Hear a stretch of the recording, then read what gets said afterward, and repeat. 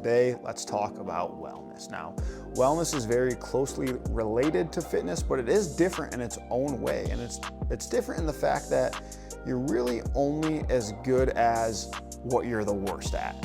What I mean by that is wherever you're lacking the most is gonna be what will restrict you from day to day or later in life, because it's hard to get past that. The things that you're good at, well, you're good at them. They're not gonna affect you negatively in any way. But let's say you lack in mobility. Well, that's gonna come back to bite you in some way, and you're not gonna really be able to supersede that with other aspects. This one area where you're below average is gonna hold you back.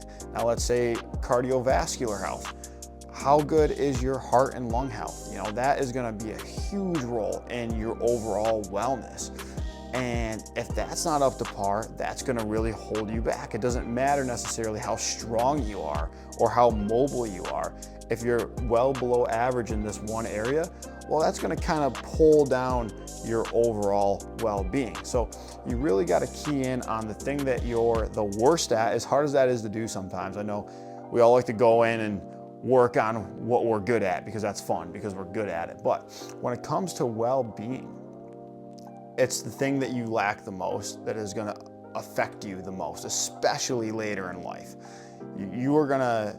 It's gonna negatively affect every other area of your training, of your day-to-day life, if you don't address it. Now, that's the important part, because that's the first step, is being aware of where you're lacking and knowing you got to dedicate more time to it.